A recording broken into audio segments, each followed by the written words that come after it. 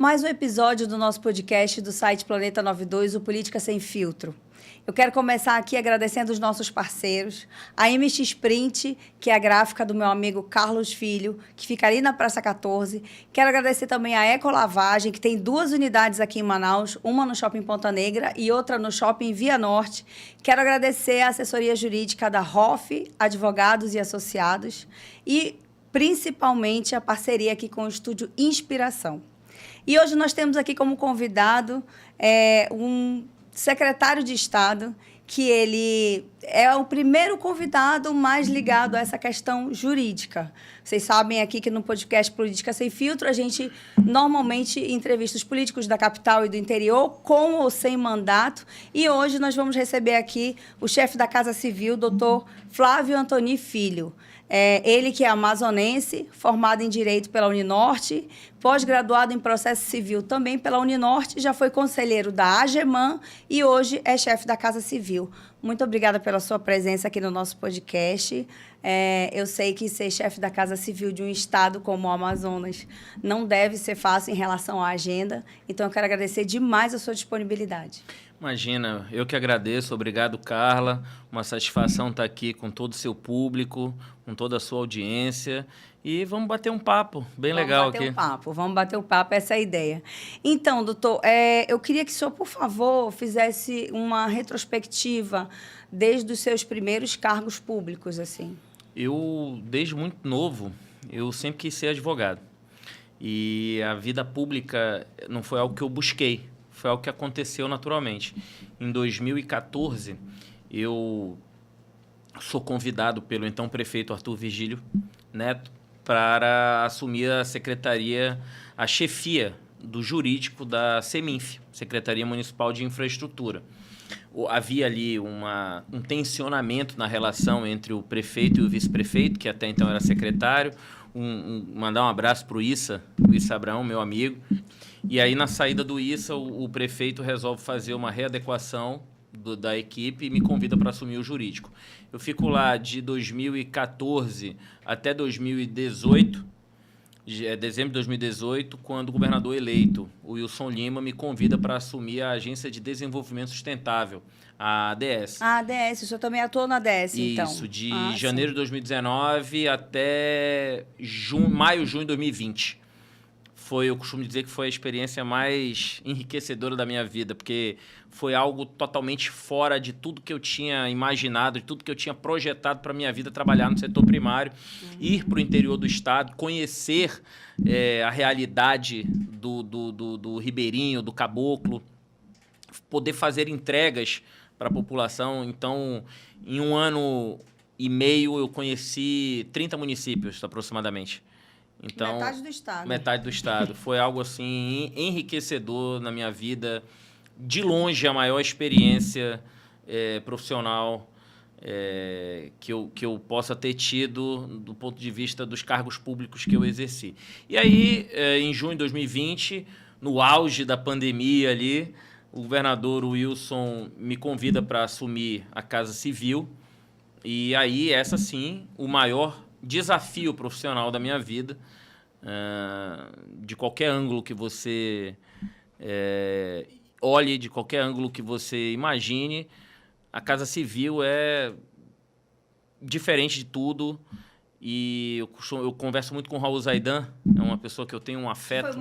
Foi muito tempo, né? É o chefe da Casa Civil mais longevo da história, porque ele traz Casa Civil da Prefeitura, depois Estado. Então, ele tem uma trajetória ali. Eu brinco que ele tem de vida pública o que eu não tenho de idade. Ele não concorda muito, mas eu converso muito com ele e ele diz uma coisa muito certa. Ele falou: Flávio, só sabe o que é aquilo ali quem passa, quem senta.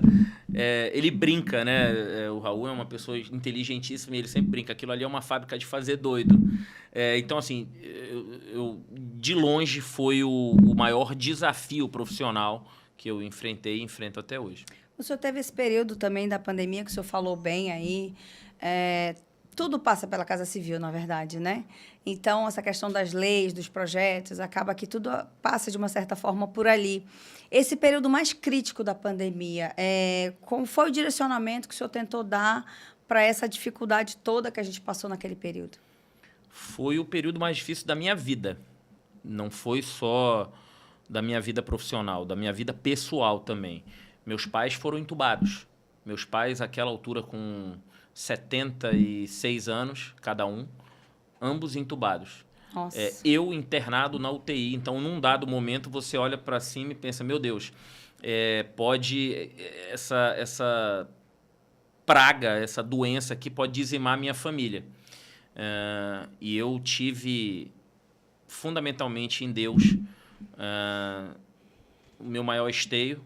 Depois, na minha família, minha esposa e minhas irmãs, que ficaram comigo quando eu saí do hospital, porque eu saí antes dos meus pais, minha esposa, meus filhos e o governador Wilson Lima. Eu preciso fazer esse registro aqui, eu preciso dar esse testemunho.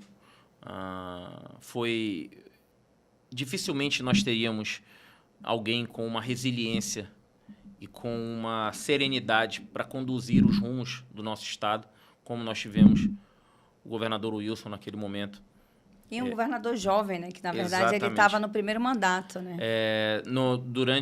Eu fiquei o mês de janeiro de 2021 praticamente afastado, seja por conta da minha internação, seja por conta da internação dos meus pais. Eu cheguei a ter 50% do pulmão comprometido. Meus pais, minha mãe teve 75% de um pulmão comprometido, 50% do outro. Meu pai, algo muito similar a isso. E em fevereiro eu volto. Né? Isso voltou a atuar em fevereiro. Na segunda onda já, né? Já na segunda onda. Eu assumo a Casa Civil em junho de 2020, nós estávamos na primeira onda. Sim. Passamos pelo lockdown e os decretos que eram necessários para que, àquela altura, nós tentássemos, era algo muito novo, que nós tentássemos conter aquela onda. E aí participo ativamente do Comitê Permanente de Crise que foi instaurado. A Casa Civil era, juntamente com a Secretaria de Saúde e a Procuradoria-Geral do Estado, quem não podia faltar ali em nenhuma daquelas reuniões. Era como se fossem os coordenadores, né?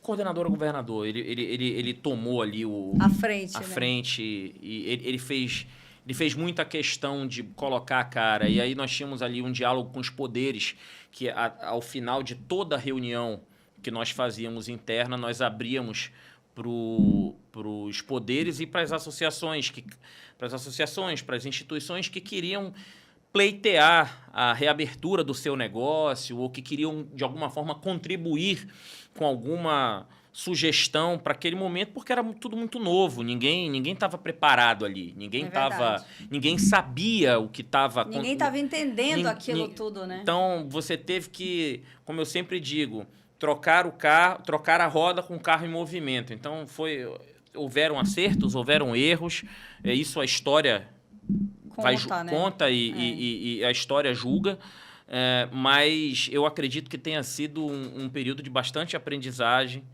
um período de muita reflexão, que serviu para engrossar o couro mesmo. Ficou todo mundo passado na casca do No linguajar popular, Carla. E assim, eu procurei a todo instante, coordenado pelo governador, coordenar para baixo e dialogar, conversar. Nós tínhamos ali uma relação. Uma coisa que eu achei muito bacana naquele momento é que eu percebi uma ausência de vaidades entre os poderes. Porque a vaidade ela é natural do ser humano. Mas todo mundo queria acertar. Principalmente dos políticos. Todo mundo queria acertar. Todo mundo tinha um ponto de vista. E aí a divergência ela é natural, ela surge, ela acontece. Sim. A política é a arte do diálogo. Mas eu poucas vezes vi um executivo, um legislativo e um judiciário irmanados em busca de um bem comum. Em busca de uma solução. Em busca de uma solução. E aí, as lições que nós tiramos desse período nevrálgico, por exemplo, é que essa relação ela deveria se manter salutar.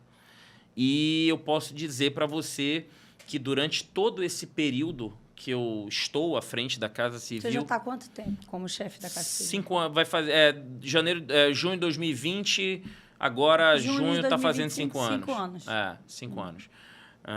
Durante todo esse período que eu estou à frente da Casa Civil, eu posso dizer a você que há uma harmonia entre os poderes, respeitando a sua independência funcional, respeitando as contradições que existem, porque é normal. Cada um tem os seus interesses republicanos legítimos, mas há um respeito entre as instituições, há um diálogo permanente em busca de soluções. Então, eu acho que isso começou a ser muito forte durante a pandemia. E a gente conseguiram manter e trazer para os dias atuais. Respeito de todos esses poderes. Exatamente. Hoje em dia, então, ainda existe essa questão de cada um respeitar o seu... Eu adoro caneca, o seu viu? espaço. Aí eu não sabia. Acertei. Bom, então, falando sobre essa questão do respeito às instituições, aos poderes, o senhor que já está há 5 anos ali à frente como chefe da Casa Civil, hoje... eu não sei se o senhor vai poder tocar nesse assunto de maneira detalhada, mas quais as demandas, os pleitos mais comuns, assim, que a gente pode ter, por exemplo, o judiciário, ele demanda mais desse lado do governo, o legislativo. O senhor pode falar, assim, como são essas demandas? Não existe nada comum. Todo dia é um dia, todo dia é um pensamento diferente, todo dia é algo novo, porque num estado como o Amazonas, dificilmente você consegue ter uma economia muito independente do Estado. Eu explico. São Paulo. Se o governador de São Paulo, se você vai lá em São Paulo, dificilmente você vai conseguir. Muitas pessoas que não sabem sequer quem é o governador, quem é o presidente da Assembleia, quem é o vice-governador. Porque num estado como São Paulo, se o Estado, enquanto poder executivo, ajudar muito, ele já faz se ele não atrapalhar. Que as coisas acontecem paralelas, né? Porque A economia vai sozinha, entendeu? Minas Gerais, Rio de Janeiro, esses maiores Diferente daqueles que têm mais dependência. Já aqui no Amazonas, já há uma dependência maior do Estado. Então, no final do dia, quase tudo converge para o Estado. E aí, quando converge para o Estado, invariavelmente converge para a Casa Civil. Na Casa Civil. Né? Então, as demandas... E eu falo de demandas absolutamente legítimas, de demandas absolutamente republicanas. Sim. Eu não estou aqui dizer que se pede favor para o Estado, se pede algo ilícito. Não é nada disso. O que eu quero dizer é que a economia ela não é tão pujante como em outros estados. Então, todos os poderes em que pese a independência, em algum momento, precisam dialogar com o executivo para avançar nas suas pautas. Sim. Então, as pautas elas são as mais diversas que você pode imaginar. Eu posso ficar aqui a tarde inteira, a noite inteira falando para você que elas não se esgotariam. Tá, vamos agora falar um pouco da minha área, que é mais o que a gente também lida aqui no nosso programa, que é a questão política, né? Eu sei que o senhor é um chefe da Casa Civil, né, um secretário, mas existe a questão da liderança do grupo, né, que o senhor faz parte de um grupo político. Como é que o senhor vê hoje essa liderança desse grupo político e de que forma o senhor acredita que isso vai influenciar nas eleições de 2026? Eu sou um agente político, né? Eu não sou político, eu não tenho mandato, eu nunca concorri a nada, mas eu estou investido numa função pública de agente político, de livre nomeação e exoneração. Então, Sim. Isso por si só... É um cargo de confiança. Essa denominação de cargo de confiança por si só já me faz um agente político. Já diz muito. Nós temos um líder. Nós temos um governador que foi eleito e reeleito com a maior votação da história. Ele bate o recorde dele mesmo. Ele tem 1 milhão de votos em 2018 e em 2022 ele tem mais de 1 milhão de votos. Então, ele bate 2 vezes, ganhando ele bate 2 vezes, ele bate o seu recorde e estabelece 2 recordes consecutivos nas eleições, ganhando de 2 caciques que você goste ou não goste, você concorde ou não concorde, você não pode apagar da história Amazonino Mendes e Eduardo Braga. Não pode. Então, o governador Wilson Lima, em 2018, vence o... Amazonino Mendes. Então, governador Amazonino Mendes, no mandato. E em 2022... Ele estava no mandato tampão. No mandato tampão. O Amazonino é o único governador, é o único ser político que foi governador de um estado 4 vezes. E aí vem o governador Wilson em 2018 e vira essa página. Então, é história. Eu não estou fazendo juízo de valor aqui. Sim. Eu estou dando um dado. São fatos. E aí, em 2022, ele vence o senador Eduardo Braga, que já havia sido governador 2 vezes. Sim. Então, nós temos um líder. Você pode... Eu sei que eu sou suspeito para falar do governador Wilson Lima.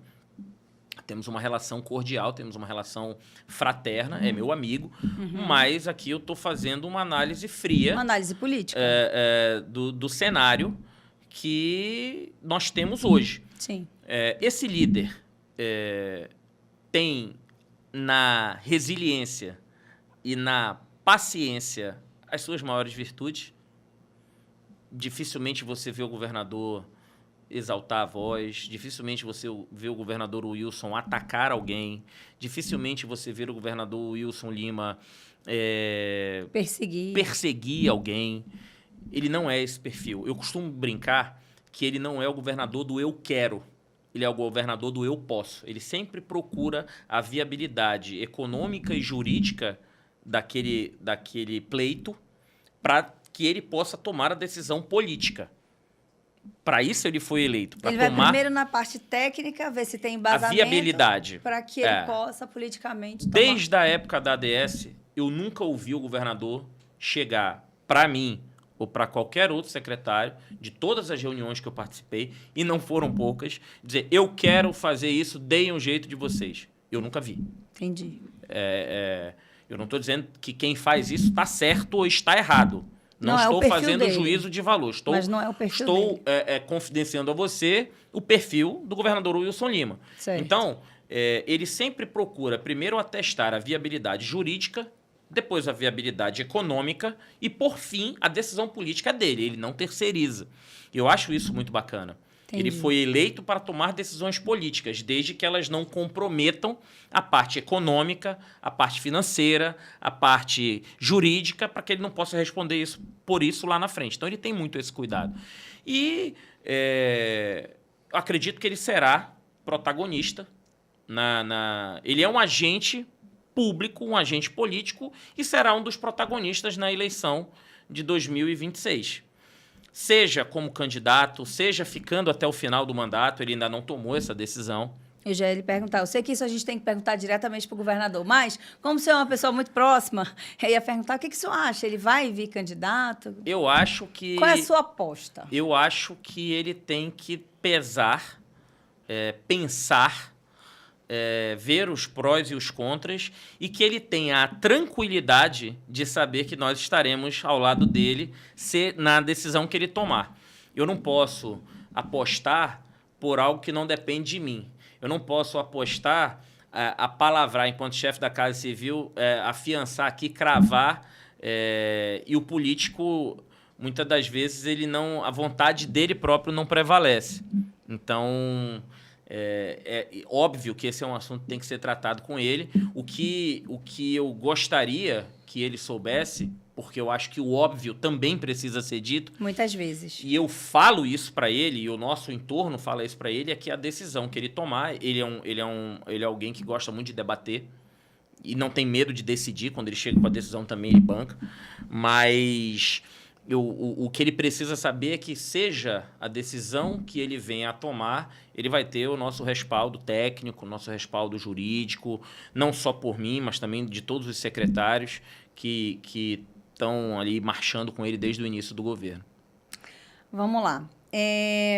Os projetos que estão hoje mais em ênfase dentro da Casa Civil, que tem ligação direta assim com o povo, o que você pode destacar que hoje está mais encaminhado, que tem mais destaque dentro da sua secretaria? Dificilmente a Casa Civil, ela coordena um projeto específico, né? A Casa Civil, ela encaminha, né? Ela faz os trâmites internos. Ela encaminha os processos, encaminha os projetos e aí ela vem fazendo o acompanhamento e dando aquele respaldo que às vezes o gestor precisa. Sim, os outros secretários. Com uma interlocução, às vezes, com outros poderes. Então, não há dentro da Casa Civil um projeto específico, mas, por exemplo, todos os projetos de grande relevância desse governo... Quais as áreas que tem mais... Prato cheio, a área social, auxílio estadual permanente, passe livre estudantil... todos esses projetos de segurança, todos eles são debatidos no âmbito da Casa Civil, mas são encaminhados para as pastas que executam os programas. Entendi. O senhor já falou que tem um líder político, né? O senhor, inclusive, já falou sobre o perfil do governador.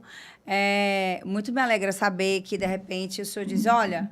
Independente de qualquer coisa, ele tem uma equipe, né? Então, isso é para a gente que está de fora entender que ele está ainda por decidir, né? Porque muitas pessoas de bastidores dizem, não, ele vai ser candidato, não, ele já disse que não vai sair. O que é normal do jogo político. Faz parte, né? Faz parte. Esse período dessas conjecturas... Com certeza. Esse período de conjecturas, ele é muito forte. Agora, o senhor, enquanto advogado, né? Como é que estão as suas movimentações em relação aos seus pares, assim? O senhor é um advogado presente, o senhor é um advogado que luta pelas causas dos advogados? Como é a sua atuação na sua área aqui no Amazonas, independente da Casa Civil? Eu sempre advoguei. Desde o início, eu fui para o escritório do meu pai ainda assim que eu passei no vestibular. Meu pai, esse ano de 2024, ele fez 50 anos de formado. Nossa. Então, eu não tenho isso de idade. Então, eu sempre quis estar inserido naquele contexto da advocacia, do direito, do debate sobre as leis, sobre as jurisprudências, sobre as decisões, sobre processos. Eu sempre gostei disso, porque eu via meu pai e minha mãe conversando. Você cresceu nesse ambiente, e eu queria estar lá dentro. E aí, meu pai...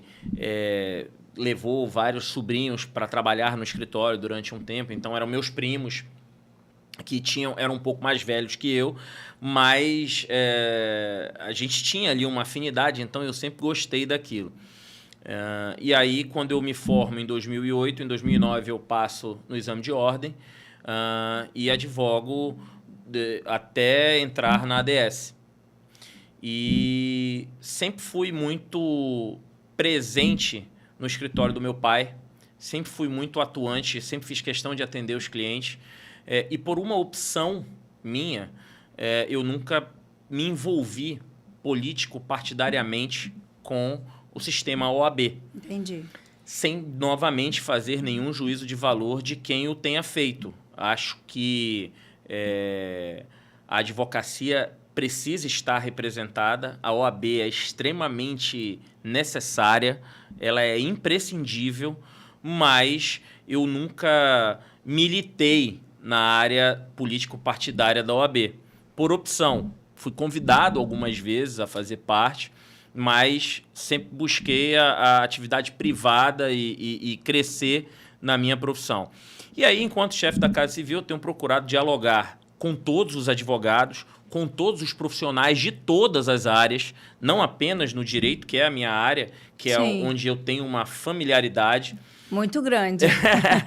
Mas todas as categorias, todas as classes, como eu te digo, tudo converge para a Casa Civil. Então, desde 2020, quando eu entrei na Casa Civil, Carla, eu comecei a fazer agendas da Casa Civil nas secretarias, para descentralizar um pouco. Eu cheguei com o governador, eu preciso estar muito na Casa Civil, porque eu sou muito demandado, inclusive, por ele. Mas eu cheguei com ele e falei, eu preciso me fazer mais conhecido fora dos secretários. Então, o senhor fez como se fosse uma Casa Civil itinerante. Mais ou menos isso, pelo seguinte, havia e ainda há um pouco até hoje, a ideia de que a Casa Civil é muito inacessível. Ah, para chegar lá é muito difícil. Ah, para você falar com o secretário é muito difícil. Não, não é. Entendi. Não é. E eu tenho atendido a todos que me procuram, independente da categoria, o que eu tenho uma agenda a cumprir. Se a pessoa chega lá, não está na agenda e quer ser atendida, e eu não tenho nenhum compromisso após o final da minha agenda e ela aceita esperar, eu atendo aquela pessoa, não tem problema. Entendi. Agora, se eu tenho um compromisso, se eu tenho uma consulta, se eu tenho um evento, se eu tenho algo já pré-estabelecido e a pessoa não está na agenda, eu peço para remarcar e voltar em outro dia. São nuances que às vezes acontecem.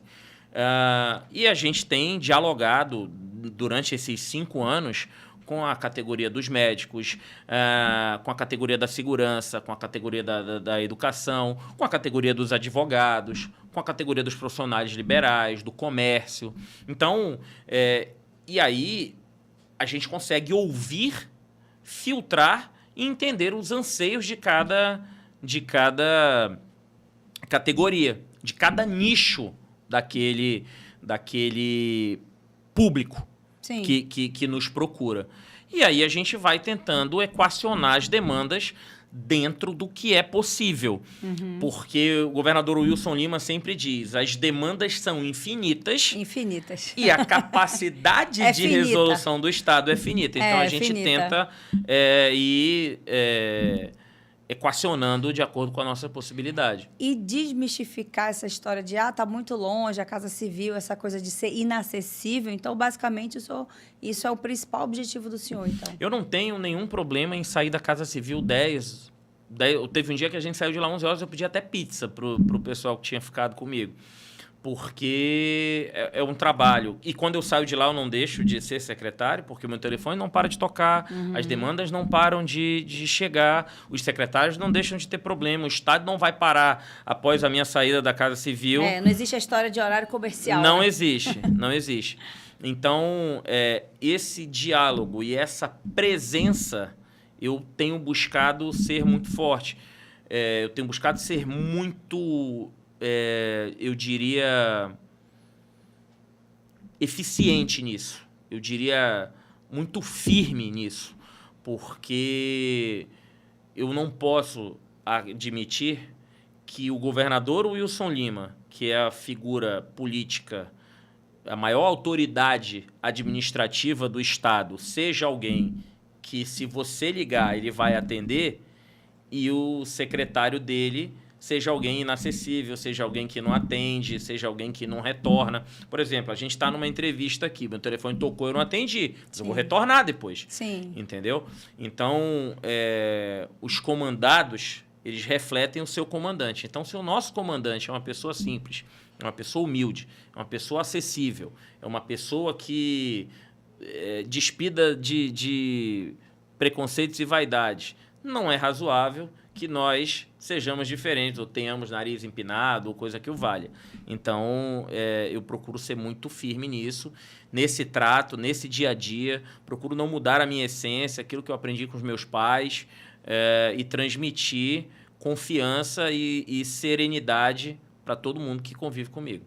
Até porque, como as pessoas dizem, né, secretário, os cargos passam, tudo passa. O que nunca vai passar é a imagem que a pessoa vai ter de você, a forma como você foi tratado. É isso. Isso aí vai ficar para sempre. Muitas das vezes, Carla, um problema que não tem solução, a pessoa sabe que não tem solução, ela só quer ser ouvida. Ela só quer saber que ela está tendo a possibilidade de contar aquilo, de tirar aquela angústia do peito dela. E não faz sentido quem ocupa cargo público virar as costas para isso, fingir que não está nem aí. Então, a gente leva isso muito a sério no governo e eu procuro replicar isso, inclusive, dentro da minha casa também. Interessante. Interessante. Bom, nós conseguimos aqui, com a presença do secretário, desmistificar um pouco essa questão da área jurídica do governo, né? Aproximar e entender de que forma isso funciona, essa rotina. Secretário, eu quero agradecer demais a sua presença mais uma vez. Quero dizer que foi um bate-papo, né? Dizer também que a gente está aqui à disposição e que o Planeta 92 está sempre também atuante, acompanhando as coisas que estão acontecendo aí na política, no governo. Quero demais agradecer a sua presença. Eu que agradeço o espaço. Parabéns pelo seu trabalho. Não é fácil você trabalhar com política, você ser independente, como você tem sido, e você tende a crescer e parabéns por tudo que você vem construindo aqui. Para mim é uma honra estar aqui falando para você e para o seu público. Muito obrigada, secretário. Mais um episódio do Política Sem Filtro. Eu espero vocês na quinta-feira que vem. Obrigada.